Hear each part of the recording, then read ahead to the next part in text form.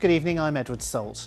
A criminology student has been jailed for a minimum term of 39 years for the murder of Amy Gray and attempted murder of Leanne Miles on Bournemouth Beach last May. Thank you, Clive. Coming up on tonight's South Today.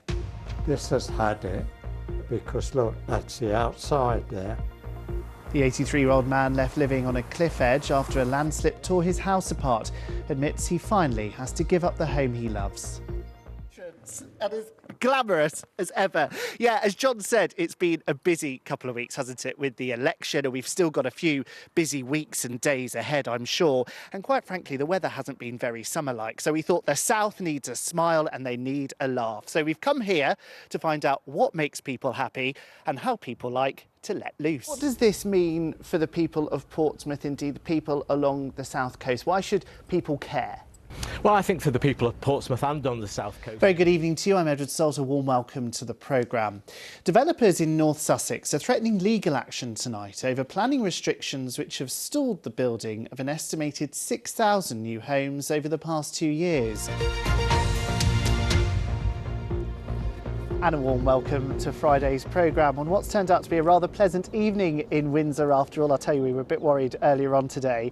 In a moment, we'll have all the build-up and the excitement ahead of the King's coronation concert here in Windsor on Sunday. But today, Windsor found itself in the middle of a political shake-up as a result of yesterday's local elections. Water companies have made huge profits since privatisation, about £2 billion a year given to shareholders. Surely more of that money should have been put into infrastructure, then we wouldn't be having this conversation. Now, their equipment, such as uniform, defibrillators and responder cars like this one, are all funded by charitable donations and not the NHS. And those donations, like with many other charities around the south, has plateaued. Hello and welcome to South Today. I'm Edward Sault. The top story tonight. We'll have the latest from Salisbury after a former Russian spy is critical in hospital following a suspected poisoning in the city. Yes, hello to you from a glorious evening here in Bournemouth. It's stunning, isn't it? On the day that many schools broke up for the summer holidays and visitors started coming to our South Coast resorts for a well-earned holiday. This story raises big questions about big institutions in this country. What do you think needs to change? Good evening, my name's Edward Sault and welcome to a special edition of South Today on this, the day the country began mourning the loss of Queen Elizabeth II. The jet that crashed was a Hawker Hunter T7 trainer, a swept-wing jet designed to fly close to the speed of sound. So why did it crash? Alexis, thank you. Do you both fancy a song? Always. Are you going to sing for us? I'm not going to sing, I promise you don't want to hear that. Tomorrow we're going to be talking to and listening to the singing grandad from Dorset who's gone viral online. Join us for that. We hear a lot, don't we, about levelling up with reference normally to northern towns and cities. Do you think that then puts a city like Southampton here in the south at a disadvantage? Now bear with me, I'm just landing my TARDIS. There you go.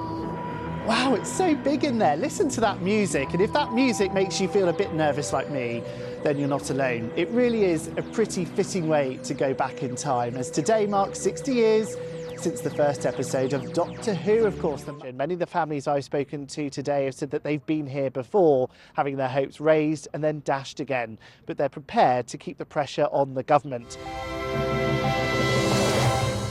Conservatives did hold on to Fareham and the Liberal Democrats held Eastleigh, Gosport and Winchester.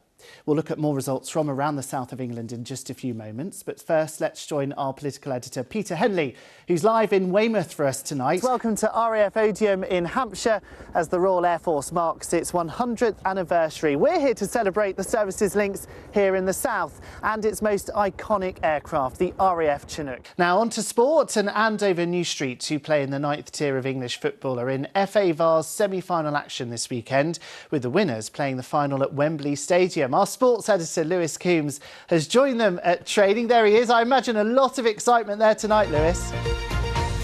It was an extraordinary moment. In the middle of the day, a man being lifted away from a burning building by a crane in the centre of Reading. It's unbelievable. You've also sung some Taylor Swift, Lana Del Rey, Oasis, Snow Patrol. Yeah. Fantastic. I know, that's not my fault. That's my Liv and Laura's fault because they pick the songs. They say, look at this one, Greta, you've got to sing that one. Look at that. Guess who's got Monday and Tuesday on? That'll be me. That's the result. Sarah, thank you. That is it from us for this evening. Tom's back with the late news at 10:30. Have a lovely evening and lovely weekend. Bye for now. Good night. Bye. Yeah, that's good.